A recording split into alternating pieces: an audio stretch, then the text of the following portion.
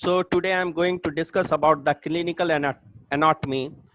और आज हम लोग क्लिनिकल एनाटॉमी में कुछ ऐसी टर्मिनोलॉजी से रूबरू होंगे, कुछ ऐसे टर्मिनोलॉजी को समझेंगे जो बहुत ज़्यादा इम्पोर्टेंस रखता है। आप यकीन मानिए, जब मैं आप लोगों को एनाटॉमी पढ़ाना स्टार्ट करूंगा और जब हम लोग हेड और नेक के वॉल्यूम में इंटर करेंगे तो मेरी यही चाहत रहेगी कि मैं हमेशा क्लिनिकल एनाटॉमी को लेकर के ही चलूं। कोई भी ऐसी चीज हो, जैसे कि मान लीजिए कि अगर स्कल की हम बात करते हैं तो स्कल में बहुत सारे ऐसी एनोमली है जिस चीज की एनाटॉमी का डिस्कस कर रहे हैं तो उसके एनोमली के बारे में भी चंद लाइन जरूर चर्चा हो जाएगी, जरूर होगी। और इसीलिए हम क्लिनिकल एनाटॉमी को पकड़ के चलेंगे, उसको छोड़ने वाले नहीं हैं। तो आप समझ लीजिए यहाँ पर कुछ क्लिनिकल एनाटॉमी है और इसमें जो है कुछ ऐसे सफिक्स को दिया हुआ है। सफिक्स किसी भी ग्रुप ऑफ वर्ड में या सिंगल वर्ड में लास्ट का जो उसमें वर्ड जुटता है वो इंडिकेट करता है, उसकी कुछ खास मीनिंग दे देता है। जैसे कि किसी भी ऑर्गन में, बॉडी का किसी भी ऑर्गन हो या पार्ट हो, विसरा हो, उसके लास्ट में अगर आइटिस लग जाए तो वो इंडिकेट करता है उसके इन्फ्लामेशन को। अब जैसे कि यूरिनरी ब्लैडर, अगर यूरिनरी ब्लैडर जो होता है तो ब्लैडर को ये ना समझ लीजिए कि ब्लैडर का अगर इन्फ्लामेशन होगा, ठीक है, तो उसमें भी लास्ट में आइटिस लगेगा। तो अगर यूरिनरी ब्लैडर का इन्फ्लामेशन होता है तो कौन बताएगा उसको क्या कहेंगे?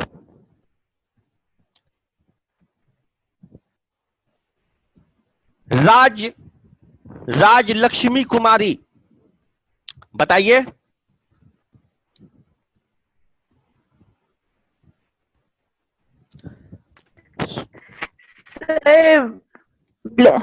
हाँ, ब्लैडर के सफिक्स में लग जाएगा आइटिस तो हम समझेंगे कि उसको ब्लैडराइटिस कहना चाहिए उस हिसाब से, है ना। लेकिन ऐसा नहीं है। ब्लैडर में अगर इन्फ्लामेशन होता है सर सिस्टाइटिस, उसको हम लोग सिस्टाइटिस कहेंगे, ठीक है, सिस्टाइटिस कहेंगे। क्यों सिस्टाइटिस कहेंगे? कोई भी चीज हाँ, कोई भी चीज अगर देखिए, सिस्ट एक्चुअली में एक डिजीज है, एक एनोमली है। अगर लीवर में भी सिस्ट का फॉर्मेशन हो जाता है, सिस्ट लीवर में भी तो हो जाता है, तो सिस्ट पॉलीसिस्टिक किडनी में एक से ज्यादा सिस्ट का फॉर्मेशन होना। तो सिस्ट अगर सिर्फ है तो वो एक एबनॉर्मेलिटी को इंडिकेट करता है, लेकिन नेचुरल लार्जेस्ट सिस्ट जो है वो यूरिनरी ब्लैडर है, ठीक है। तो सिस्ट का मतलब होता है कोई ऐसा मेम्ब्रेन से ढका हुआ, ठीक है ना, स्ट्रक्चर जिसके अंदर फ्लूइड भरी हो, ठीक है। एक होता है एब्सेस।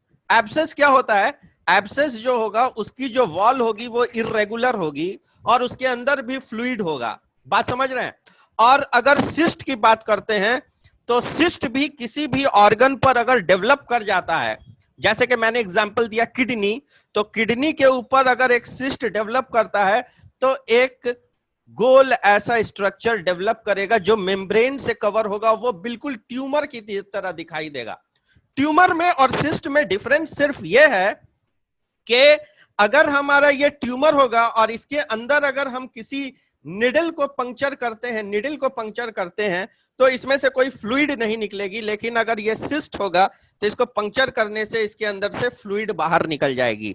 तो ये सबसे अच्छी पहचान है। और सिस्ट एक पैथोलॉजिकल कंडीशन है, एक डिजीज है, जब होती है और उसको सर्जिकली ही ट्रीट किया जा सकता है, उसको वहां से रिमूव किया जा सकता है, वो चाहे ओवरी में हो, चाहे वो लीवर में हो, चाहे कहीं पर। अब रही बात की यूरिनरी ब्लैडर भी एक ऐसा स्ट्रक्चर है जो एक ऑर्गन है, जो विसरा है, जो ऑर्गन है हमारे बॉडी का, जो कॉन्ट्रैक्ट करता है या वो अपने अंदर यूरिन को स्टोर करके रखता है, और जब वो कॉन्ट्रैक्ट करता है तो यूरिन पास आउट होता है। लेकिन हम लोग इसको सिस्ट से मिलाते हैं, ये नेचर ने दिया हुआ सिस्ट है, बड़ा है। और एक और सिस्ट है जो आप देखिएगा, गॉल ब्लैडर, है ना, गॉल ब्लैडर भी एक सिस्ट है ना।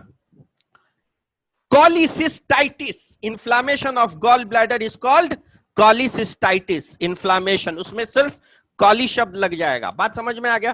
तो जिस चीज में भी इन्फ्लामेशन होता है यूजुअली उस ऑर्गन में, ये दोनों एक्सेप्शनल केस हो गए, लेकिन ज्यादातर उस ऑर्गन में आखिर में टिस लग जाएगा और उसको हम लोग आसानी से समझ लेंगे। जैसे अपेंडिक्स है तो अपेंडिसाइटिस, टॉन्सिल में हुआ तो टॉन्सिलाइटिस, जॉइंट्स का हुआ तो अर्थराइटिस। अर्थराइटिस को अगर आप लोग ध्यान से देखिएगा तो आप देखिएगा अर्थराइटिस में जॉइंट का इन्फ्लामेशन होता है, लेकिन वहां पर के कार्टिलेज जो है पूरा उसका धज्जी उड़ जाता है। वहां पर का जो कार्टिलेज होता है, सपोज दैट एक बहुत अच्छा हम पॉइंट बताते हैं जहां पर आप अर्थराइटिस की स्टडी कर सकते हैं, और वो जगह है नी जॉइंट। तो नी जॉइंट के पास का जो कार्टिलेज होता है, हाइलिन कार्टिलेज वगैरह होगा, वो डैमेज हो जाएगा, और क्या होता है कि जॉइंट के बीच में जो गैप होती है वो घट जाती है, वो डायग्नोज की जाती है। कार्टिलेज को देखा नहीं जा सकता अगर हम लोग इमेजिंग टेक्नोलॉजी का सहारा लेते हैं तब, ठीक है।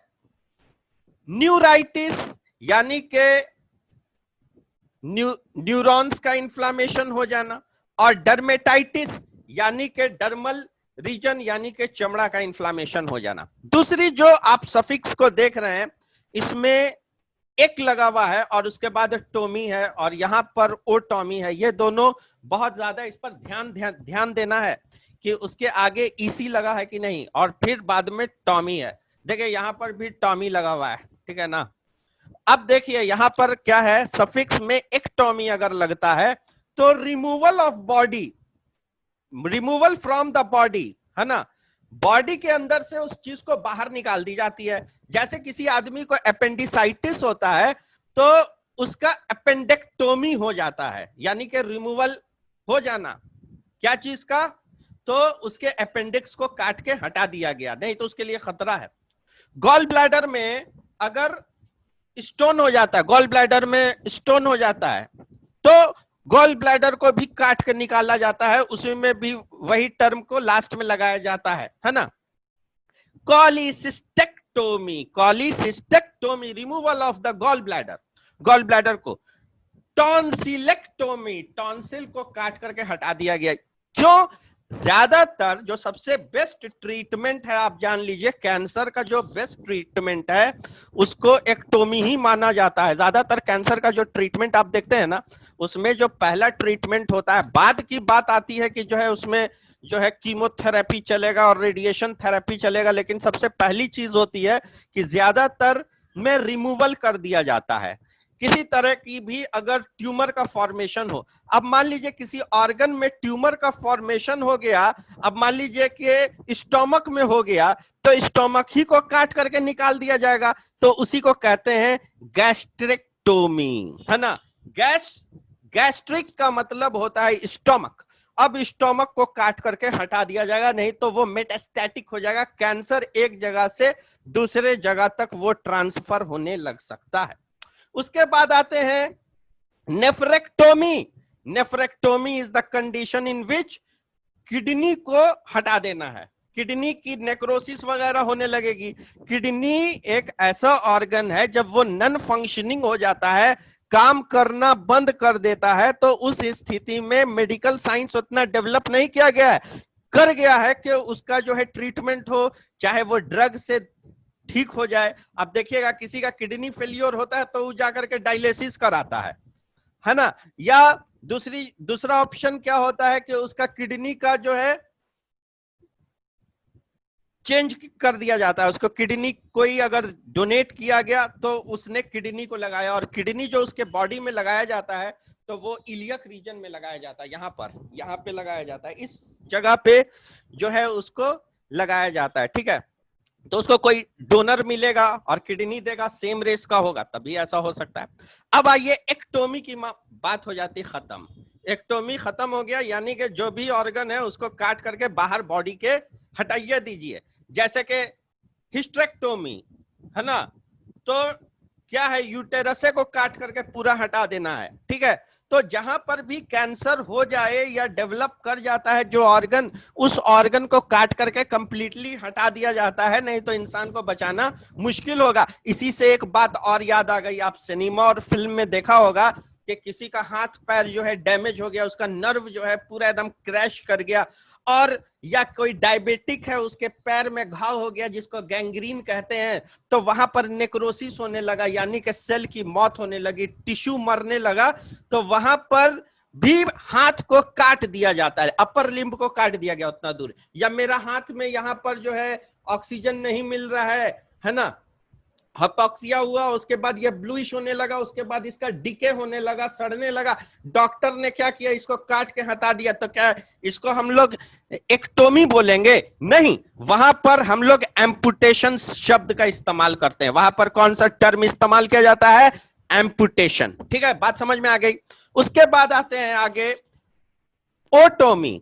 कोई भी हॉलो ऑर्गन, कोई भी हॉलो स्ट्रक्चर हो, ठीक है, हॉलो क्या होता है? कोई भी चीज अगर हॉलो हो उसको ओपन किया जाए और उसके बाद क्लोज कर दिया जाए, यानी कि उसको खोला जाए और उसके अंदर का जो भी प्रॉब्लम है उसको रिजॉल्व किया जाए और उसको फिर जो है लॉक कर दिया जाए, ठीक है, तो उसमें ओटोमी कहलाता है। जैसे कि लैप्रोटोमी, तो यहां पर जो लैप्रो जो शब्द है, लैप्रा, ये एक्चुअली में ग्रीक वर्ड से आया है और इसका मतलब ये होता है कि जो सॉफ्ट एरिया होते हैं हमारे रिब्स के बाद से लेकर के एब्डोमिनल रीजन के, जहां तक जो है चीरा लगाया जा सकता है, उसी को हम लोग लैप्रोटोमी कहते हैं। तो ऊपर से जो है इंसिजन दे करके अंदर का जो भी एनोमली है उसको ठीक करता है डॉक्टर, और उसी को जब खोला तो वो क्या है, एब्डोमेन एक अपने आप में कैविटी है, तो एब्डोमिनल कैविटी को ओपन कर रहे हैं आप, ओपन करके फिर जो भी प्रॉब्लम था उसको रिजॉल्व करने के बाद उसको फिर स्टिच कर दिया जाता है, उसको लॉक कर दिया जाता है, तो वो कहलाया लैप्रोटोमी। ठीक है। हिस्टेरोटोमी हो गया कि यूटेरस को काटा गया और उसमें फाइब्रॉइड है, तो फाइब्रॉइड को हटा करके अब फिर उसको जो है पैक कर दिया गया, लेकिन उसको शरीर से बाहर नहीं निकाला गया, यूटेरस को शरीर से बाहर नहीं निकाला गया, तो इसमें हिस्टेरोटोमी, इस पर एकदम ध्यान दीजिएगा, हिस्टेरोटोमी। और एक और हो जाता है हिस्टेरेक्टोमी, यानी कि यूटेरस को काट करके बॉडी से बाहर निकाल दिया गया, ठीक है ना, यूटेरस को कंप्लीटली काट करके हटा दिया गया, ये पूरा स्ट्रक्चर को काट करके हटा दिया गया। और ये कब होता है? जब किसी को कैंसर होता है तब, ठीक है। सिस्टोटोमी समझ गए, यूरिनरी ब्लैडर से, और सिस्टोलाइथोटोमी, यानी कि जो यूरिनरी ब्लैडर उसके अंदर अगर स्टोन हो जाता है, उसके अंदर अगर स्टोन हो जाता है तो उसके लिए उसको खोला गया, स्टोन को रिमूव किया गया, फिर उसको लॉक कर दिया गया, ठीक है। चलिए अब आगे आते हैं। अब नेक्स्ट जो सफिक्स है उसमें ओस्टोमी लगा हुआ है। देखिए यहां पर ओटोमी है, यहां पर खाली एक चीज को लगा दिया गया, ओ के बाद क्या कर दिया गया, एस लगा दिया गया, तो हो गया ऑस्टोमी। यानी कि आपको होलो ऑर्गन को खोलना है और उसको खुला ही हुआ छोड़ देना है, ठीक है ना। जैसे कि कोलोस्टोमी है ना,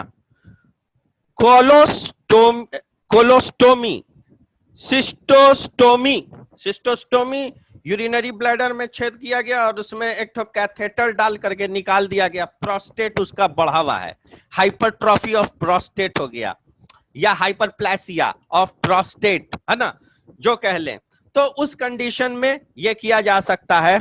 और कोलोस्टोमी क्या होता है, किसी को रेक्टम के पास अगर मान लीजिए कि कैंसर हो गया, वो स्टूल पास आउट नहीं कर सकता है, तो एक ओपनिंग कर दी जाती है कोलोन के पास से, जिसको हम लोग कोलोस्टोमी कहते हैं, कोलोस्टोमी कहते हैं।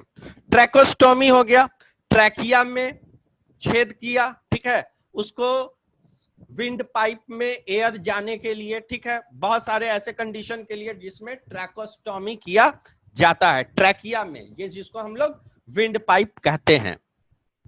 यहां तक हो गया मामला खत्म। अब हम लोग आते हैं 5 में, ओमा।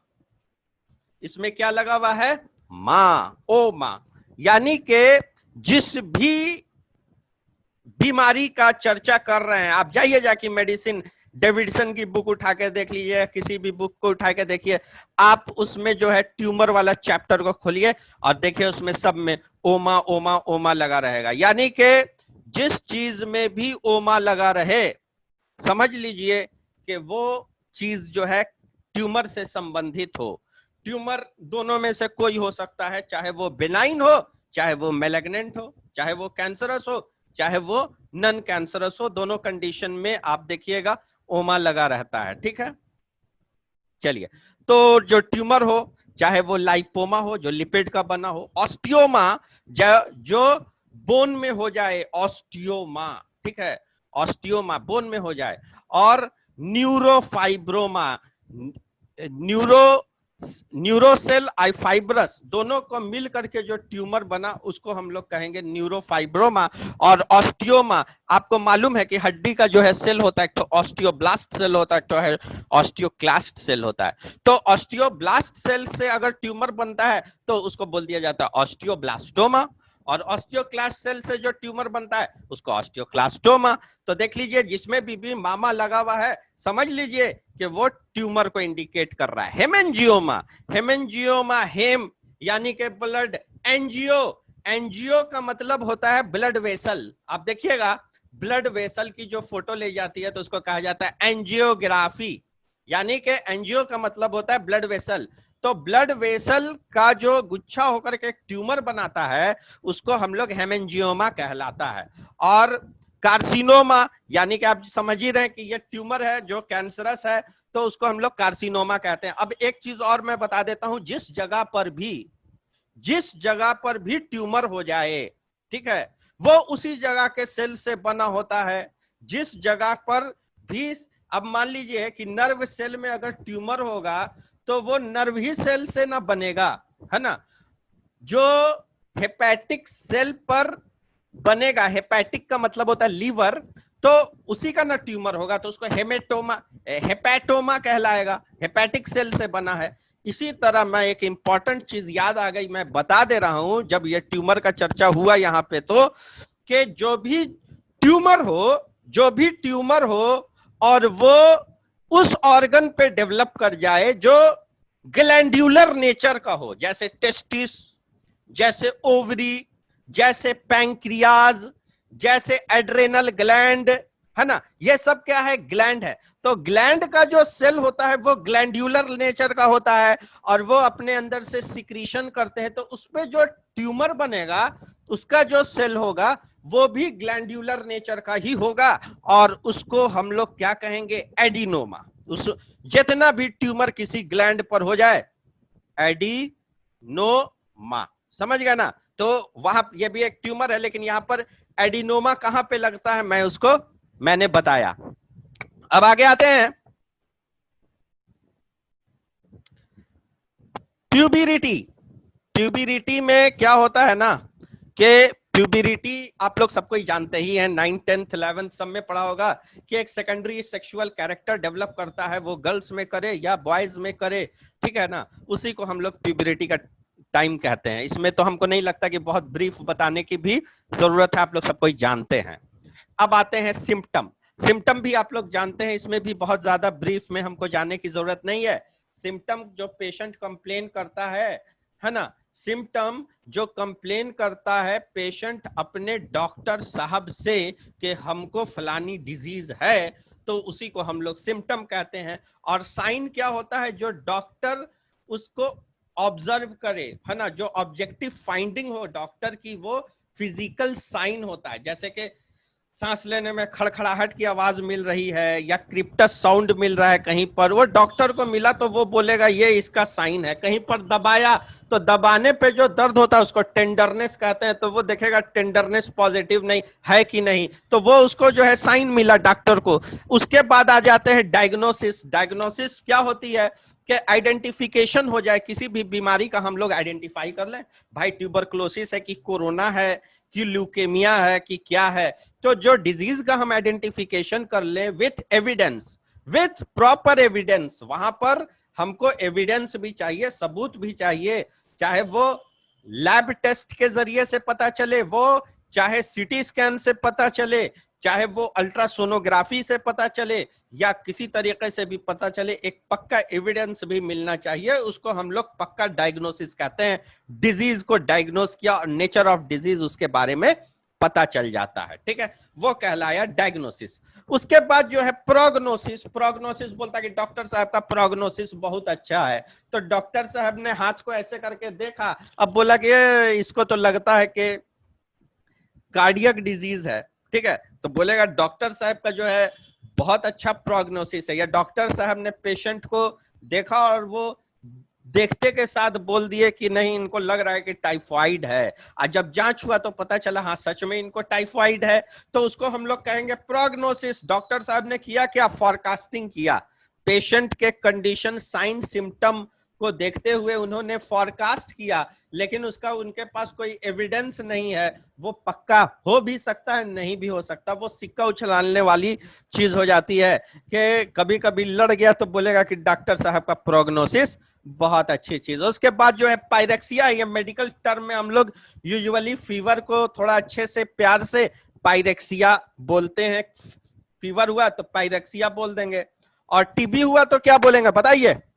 अभी रुक जाइए, मैं स्टूडेंट को खड़ा करता हूं, पूछता हूं। सत्य, SATYA, सत्य, सत्य कुमार। सुनिधि त्यागी। चलिए, आप दो स्टूडेंट से मैंने पूछा है कि जैसे फीवर को पैरेक्सिया कहते हैं, वैसे ट्यूबरकुलोसिस को क्या कहते हैं, बताइए।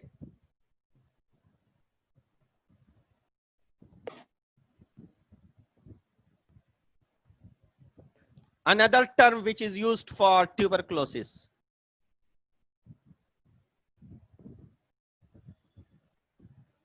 टाइम कम है, 6 मिनट 16 सेकंड में बंद हो जाएगा, जल्दी जल्दी कोई भी, वो दो के अलावा कोई और। नरेंद्र कुमार मोदी। मोदी, मोदी हैं। आरती साव। जी खान, जी खान। चलिए, कोई नहीं बताएगा, मैं बताता हूं। अरे सिंपल है, कॉक्स कहते हैं, कॉक्स। नहीं पता है, एलाइजा फॉर कॉक्स, ठीक है। कॉक्स साहब ने सबसे पहले माइकोबैक्टीरियम ट्यूबरकिल का खोज किया था, ठीक है। चलिए अब आगे आते हैं। लीजन। लीजन हिंदी में बोले तो घाव, हिंदी में बोलेंगे तो क्या हो जाएगा, घाव हो जाएगा। Circumscribed pathogenic change in the tissue, तो वो लीजन आप कहां पे देख सकते हैं, लंग्स में भी लीजन हो जाता है, लीवर में भी लीजन हो जा सकता है। तो सर्कमस्क्राइब का मतलब कैसा होगा, बिल्कुल गोल होगा, कहां पे, हाँ गोल टाइप का ऐसा दिखाई देगा, सर्कमस्क्राइब। पैथोलॉजिक चेंज, पैथोलॉजिक यानी कि बीमारी से होने वाला चेंज किसी टिश्यू में हो जाए, उसको हम लोग लीजन कहते हैं, ठीक है। इन्फ्लामेशन आप लोग जान रहे हैं, किसी भी लोकल रिएक्शन से किसी टिश्यू में अगर इंजुरी हो जाए, कोई लाठी से मार दे उसके वजह से ट्रॉमेटिक इंजुरी हो जाए, या किसी तरह के बैक्टीरिया, वायरल, कोई भी पैथोजन हो, एनी टाइप ऑफ पैरासाइट्स, किसी की वजह से भी इन्फ्लामेशन होता है। ये लोकल रिएक्शन है हमारे बॉडी का, और ये फिजिकल, केमिकल, बायोलॉजिकल एजेंट से हो सकता है। ये इवन कभी कभी ये ड्रग इंड्यूस्ड भी हो सकता है। इसमें क्या होती है कि उस जगह की स्वेलिंग होती है, वहां पर पेन होगा, वो हिस्सा लाल भी पड़ेगा, वहां पर उंगली रखिएगा तो गर्म भी महसूस होगा, और लॉस ऑफ फंक्शन, और उस जगह का फंक्शन लॉस कर जाएगा, ठीक। एडेमा। एडेमा की एक सबसे इंपॉर्टेंट बात है कि एडेमा का मतलब होता है कि interstitial space of the cell में पानी का आकर के अकुमुलेशन हो जाना, ठीक है। तो पानी का अकुमुलेशन हो जाएगा तो उसको हम लोग एडेमा कहेंगे। पानी बोले तो फ्लूइड का अकुमुलेशन हो जाना, swelling due to accumulation of fluid in extra cellular space. मैं एक चीज बताता हूं, 2 मिनट, कि अगर किसी को एडेमा हो जाए, किसी को अगर एडेमा हो जाता है, ठीक है, अगर किसी को एडेमा हो जाएगा तो वो चीज को क्लिनिकली कैसे फाइंड करते हैं? मान लीजिए कि मेरे पैर में एडेमा हो गया, पैर में अगर एडेमा होता है तो पैर में किसी के एडेमा होता है तो वो हार्ट की डिजीज से होता है, ठीक। और अगर किसी के फेस में आप एडेमा देखते हैं, चेहरे में, ठीक है, किसी के चेहरे में अगर एडेमा देखते हैं तो वो किडनी के डिजीज से हो सकता है, ठीक है। एडेमा की एक और स्पेलिंग है EDEMA, ठीक है। तो हमारा जो सेल सब होता है, ठीक है, सेल्स है, तो सेल्स इस तरह अरेंज है, सारा सेल्स अरेंज है। तो सेल्स के बीच में, या बहुत ज्यादा सॉल्ट वगैरह लेने से भी हो सकता है, सोडियम पोटेशियम के डिसबैलेंस से, तो दो सेल के बीच में जो स्पेस बचता है ना, दो सेल के बीच में जो स्पेस होता है, इसमें फ्लूइड आकर के अकुमुलेट कर जाता है, जहां जहां पर मैं रेड बना रहा हूं, तो वो जगह पर क्या होगा, सूजन हो जाएगा। क्लिनिकली ऐसे चेक कर सकते हैं, जब उस जगह को अंगूठा से दबाइएगा को गड्ढा हो जाएगा, और वो जगह पे गड्ढा हो जाएगा और वो धीरे धीरे हील करके फिर नॉर्मल हो जाएगा, ठीक है। तो इस तरह हम एडेमा को समझ सकते हैं, ठीक है। तो एडेमा आप चाहे पैर का देख ले, एक और बीमारी होती है जिसको हम लोग फ्लेरेसिस कहते हैं, ठीक है। आज हम यहीं पर लगता मारना पड़ेगा, 2 मिनट बचा ही हुआ है। फ्लेरिया, जिसमें वॉल्चेरिया बैंक्रॉफ्टी आकर के जमा हो जाएगा, ब्लॉक कर देता, पैर में सूजन होगा, तो वो तो एडेमा नहीं है, या इन्फ्लामेशन भी एडेमा नहीं है। तो ये सब जगह पर आप अगर दबाइएगा, उस कंडीशन में क्या होगा कि वो जगह जो है फिर वो तुरंत उठ जाएगा। लेकिन जब एडेमा होगा तो वो पचकेगा, वहां पे गड्ढा टाइप का बनेगा और वो धीरे धीरे धीरे धीरे फिल करेगा। नेक्स्ट है थ्रोम्बोसिस। थ्रोम्बोसाइट क्या होता है? What is thrombocyte? Thrombocyte is actually platelet. तो प्लेटलेट क्या होता है कि ब्लड वेसल्स का जो इनर लेयर है उस पर आकर के वो जमने लगता है, ठीक है। तो उसको हम लोग कहते हैं थ्रोम्बोसिस। तो इंट्रावस्कुलर कोगुलेशन हो जाना, उसी को हम लोग कहते हैं थ्रोम्बोसिस। दूसरी चीज होती है इम्बोलिज्म। Air embolism. थ्रोम्बोसिस बताया है इसमें क्या नाम है, बीडी चौरसिया ने। तो आर्थरोस्क्लेरोसिस को भूल गए। आर्थरोस्क्लेरोसिस एक्चुअली में क्या होता है कि जो ब्लड वेसल्स होता है ना, ब्लड वेसल्स, उसमें LDL आकर के जमने लगता है। एक साइड यहाँ पर क्या जमा, तो थ्रोम्बोसाइट आकर के जमा, तो इस थ्रोम्बोसिस कहलाया। आप देखिएगा हार्ट का जो बीमारी होता है, सबसे ज्यादा हार्ट के बीमारी में क्या होता है कि हार्ट के बीमारी में ब्लड का जो कॉर्नरी आर्टरी है उसके अंदर कोलेस्ट्रॉल जमने लगता है, जिसको LDL कहते हैं, या कहीं पर भी ब्लॉकेज कर सकता है, ठीक है। तो वो उसको कहते हैं एथेरोस्क्लेरोसिस, ठीक है, ये याद रखिएगा, इसमें नहीं दिया हुआ है। इम्बोलिज्म क्या होता है कि मान लीजिए कि ये थ्रोम्बस हो या एथेरोस्क्लेरोसिस का हो या एयर इम्बोलिज्म भी होता है, ब्लड के का साथ कुछ सर्कुलेट करे तो वो इम्बोलिज्म। आज के दिन में नया रिसर्च कोरोना के वजह से भी थ्रोम्बस का फॉर्मेशन और इम्बोलस का फॉर्मेशन हो जाता है। अब ये थ्रोम्बस है, इसका एक टुकड़ा टूट करके हट गया, तो ये वेसल के दीवार से नहीं चिपका हुआ है, सर्कुलेशन के साथ घूम रहा है।